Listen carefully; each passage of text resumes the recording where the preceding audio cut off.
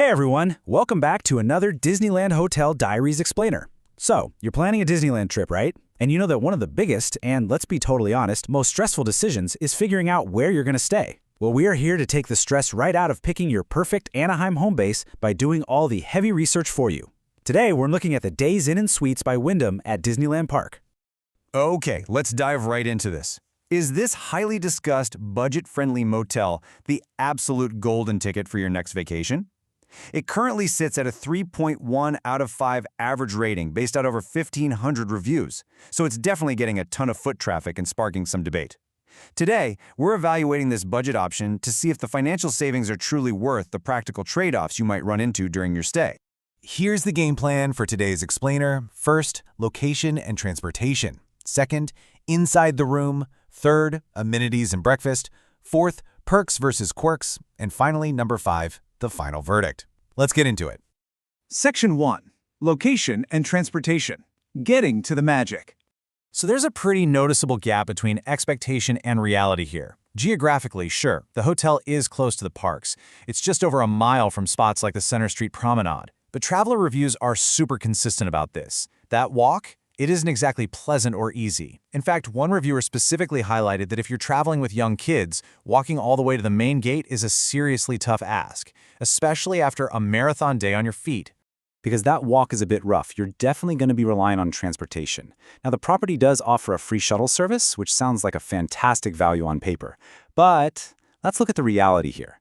Reviewers warn that the shuttle's operating hours are pretty limited, mostly just mornings and evenings, and the van itself has a really small capacity. So the absolute crucial takeaway is this: always have a backup plan. People note that grabbing an Uber to the parks runs about $10, which is a fantastic, inexpensive safety net for when that shuttle is totally full or just on a break. Moving on to Section 2. Inside the room. Comfort after the parks. When you walk into a standard room here, you're going to find a really familiar layout. A bed, a little seating area by the window, and of course, that signature red door. For the most part, reviewers describe these family-friendly rooms as surprisingly spacious. And honestly, a huge win is the included mini fridge and microwave combo. Having those essentials right in your room, along with a flat-screen TV and AC, is literally a lifesaver for storing those park leftovers or heating up some late-night popcorn. But we do need to keep our expectations grounded. One recent traveler kind of hit the nail on the head, saying the rooms themselves are tired and basic, but clean and comfortable, which is all we needed. You gotta remember, this is a budget motel. While a lot of folks find it perfectly fine for sleeping and really praise the daily housekeeping, others point out some minor wear and tear. For example, some guests mentioned slow-draining bathtubs, where the water's practically over your ankles by the time you're done showering. So yeah, it's clean, but it's definitely basic. Hey, real quick, before we jump into the amenities and our final verdict, if you're enjoying this breakdown and finding it helpful for your trip planning, please take a quick second to subscribe and like the explainer. It really helps us out and lets us keep bringing you these deep dive Disneyland Hotel Diaries. All right, let's jump right back in. Section 3. Amenities and breakfast, fuel and fun. A major highlight for families staying here is the outdoor pool and hot tub area. It's surrounded by lounge chairs and umbrellas, and let me tell you, after logging 20,000 steps on that Disneyland pavement, guests absolutely rave about soaking in that hot tub. It is pretty much the ultimate way to unwind at the end of an exhausting day. Now let's chat about the free grab-and-go breakfast. It's a sweet perk to have included for sure, but it is on the simpler side. We're talking frozen Jimmy Dean breakfast sandwiches that you heat up yourself, coffee, tea, and, the star of the show, freshly made waffles. Guests specifically shout out the lovely staff member who keeps those waffles coming hot.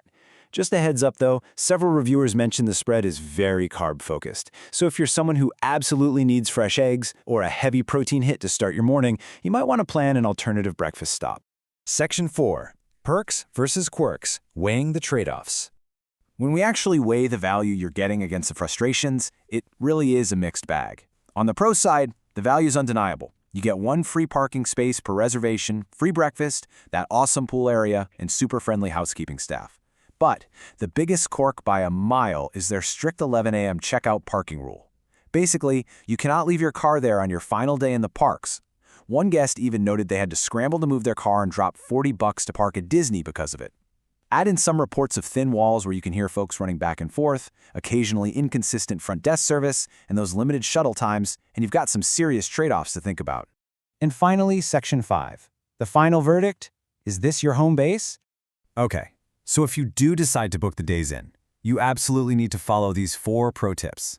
Step 1, kip your awesome shuttle drivers. They're working hard to save your feet. Step 2, be 100% prepared to move your car right at 11 a.m. on checkout day. Seriously, do not get caught off guard by that.